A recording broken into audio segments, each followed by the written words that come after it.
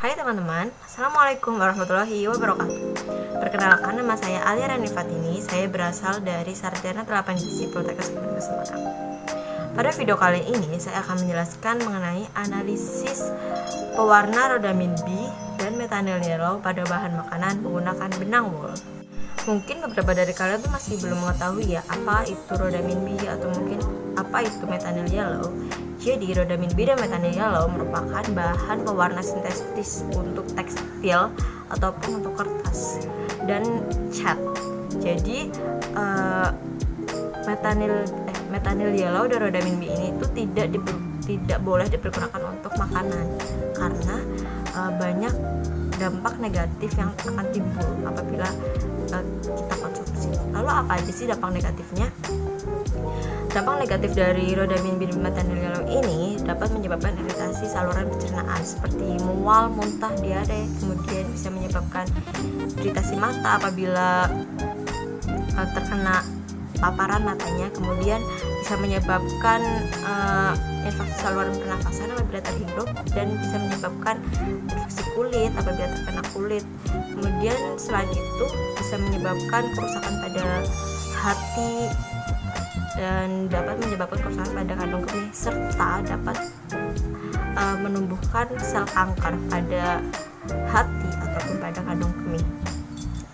Namun masih banyak dari pedagang yang mempergunakan rodamin B dan methynyl yellow ini untuk dicampur ke dalam bahan makanan, dikarenakan mungkin beberapa dari mereka masih belum mengetahui apakah pewarna tersebut aman untuk dikonsumsi atau tidak.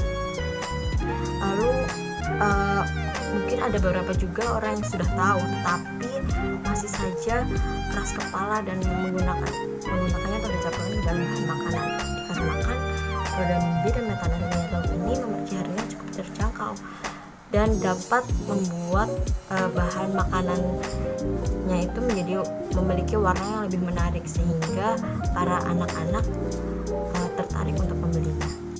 Kemudian bagaimana sih cara kita untuk mengetahui apakah bahan makanan tersebut mengandung rodamin B ataupun methynyl yellow?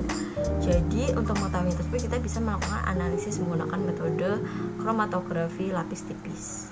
Nah, untuk melakukan metode uji kromatografi lapis tipis ini kita memerlukan alat dan bahan. Alat yang diperlukan itu berupa kelas ukur, kita memerlukan tabung Erlenmeyer, cawan porselen, chamber, penjepit, kemudian kita memerlukan silika gel, kita memerlukan kertas lakmus, penangas air, serta kita membutuhkan spektrofotometer untuk sinar ultravioletnya. Kemudian untuk bahan kita memerlukan sampel bahan makanan yang diperkirakan mengandung rodamin B dan methynyl yellow. Kemudian kita memerlukan benang wol. Kemudian kita memerlukan asam asetat dengan konsentrasi 10%. Lalu kita memerlukan larutan Na4OH 10%. Kemudian kita memerlukan larutan Na4OH 2% yang sudah dilarutkan ke dalam alkohol 70%. Lalu kita memerlukan alkuades. Lalu kita memerlukan larutan standar baku, methynyl yellow serta rodamin B. Kemudian kita juga memerlukan metanol. Lalu bagaimana prosedur cara kerjanya? Jadi setelah sampel yang kita dapatkan, kita tidak perlu menyimpannya terlebih dahulu. Langsung saja kita rendam ke dalam larutan asam amonia atau NH4OH dengan konsentrasi 2% yang sudah dicampurkan dengan alkohol dengan konsentrasi 70%. Setelah direndam, kemudian kita pisahkan larutannya. Lalu larutan tersebut kita asamkan menggunakan asam asetat dengan konsentrasi 10%. Kemudian benang wol sudah kita siapkan, kita celupkan ke dalam larutan tersebut dan kita panaskan. Prinsipnya adalah penarikan zat warna dari sampel ke dalam benang wol dengan suasana asam menggunakan pemanasan. Kemudian dilanjutkan dengan pelarutan zat warna menggunakan suatu basa yaitu NH4OH dengan konsentrasi 10%.